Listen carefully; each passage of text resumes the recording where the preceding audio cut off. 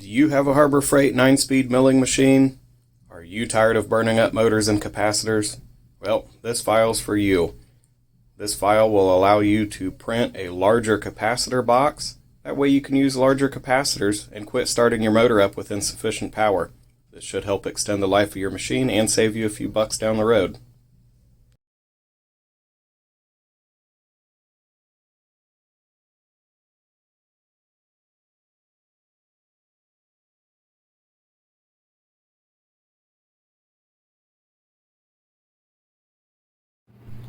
A couple years ago I bought a Harbor Freight 9-speed milling machine, and I didn't really use it that much the last 2 years because I've been remodeling my garage. Here lately I started working on one of my paintball guns and wanted to do a little milling on it, and I had a request to make some live edge coasters for a friend. So while I was working on these projects, it was a lot of start and stop shortcuts, and at one point my machine just stopped running. After doing a little bit of research and talking to a local motor shop, I was told that either my capacitors burned up or the windings in the motor itself had been damaged from overheating, either overloading the motor or repeatedly starting it with insufficient capacitors for the amount of energy it needs to start rotating with tooling and everything in it. So I decided to take the cheaper route first and buy new capacitors. And a little bit of research online, a lot of people recommended that you use a capacitor 30-ish% larger than your motor requirements to make sure it is going to have sufficient energy to start and not overheat your capacitors every time. So these little capacitors are what came in the Harbor Freight milling machine, and I haven't tested them to make sure they're bad, but after replacing them my motor still doesn't run, so at this point we're assuming the motor is bad and the capacitors are still good. Take that for what you will. If I had it to do over, I'd just replace the capacitors from the beginning and avoid the whole issue. The ones in the description are about 16 bucks a piece for the larger variations of these versus $200 to $300 for a new motor. Pretty simple which one to choose.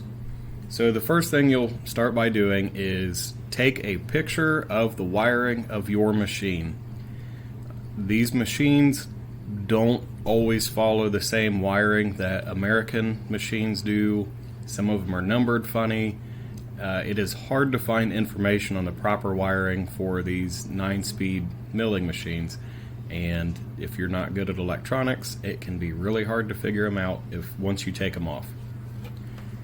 On the inside of your original lid, there should be a small diagram, and it'll tell you capacitor run and capacitor start, as well as which positions to run them to. Now all these letters correspond with the white block that's inside of your motor, and the wires from the motor itself have these corresponding letters on them as well. So that part is really easy. It's really just the 4 wires that come from your switch, your forward reverse switch. And you know, this one's already wired up for forward and reverse, so this is just what it should be doing when you have it clockwise and counterclockwise. So once you get that all taken apart,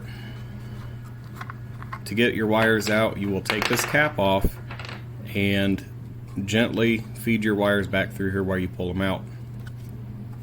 To get this off, there is a little top hat in the end of your flexible metallic tubing. Pull that top hat off and everything slides out. Do not lose that top hat. After you have printed your new box, and make sure you run this with supports. I forgot to turn on my supports, and you can see the bottom of these didn't turn out great, and this area in here is not what it should be. It'll still function, but it looks ugly. These larger recessed areas leave enough room for the new capacitors with the wires to come up right here. so that they don't have to bend at a steep angle. I just didn't feel like going through and removing this material. To give you an idea of how much larger the new capacitors are, these have a lot of side-to-side room and clearly are much shorter. I left the threads for these separate. I didn't want to print it all as one unit because sometimes when you print threads horizontally, the supports can mess them up on this side, or you might have issues with your printer and they just don't come out well. So I left these separate. I would suggest printing at least this part at the finest quality your printer will do, and you still may have to do some touch-up. On my machine, I only have the fan blowing from one side, so the threads on the other side curled up a little bit as they were going. It was a simple fix. I just took a file, spun it a couple times, and used a needle file to knock down that top edge. And then you can just put the cap on it and give it a couple turns as you put it on, and after a few spins it should be nice and smooth. Now you want to keep as much moisture and dirt and stuff out of your motor as possible, so I recommend, once you have this the way you want it, glue it in place. I used hot glue all around the edge, that way if I want to remove it I can cut the hot glue off, pull this out, and replace it if I have to.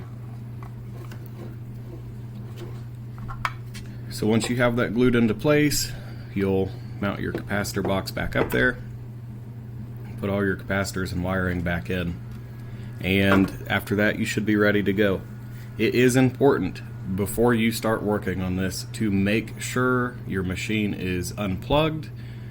Turn off the breaker if you left it plugged in. Make sure your capacitors are drained.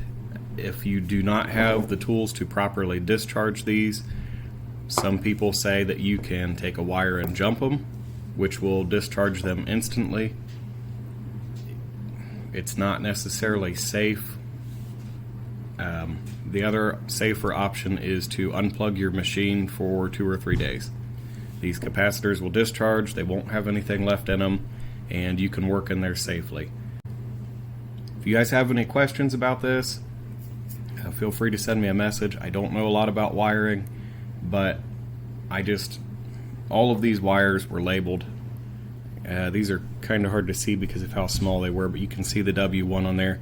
Your new capacitors won't have labels, but it's one leg of the capacitor. It doesn't matter which side goes where. Pick one and stick with it.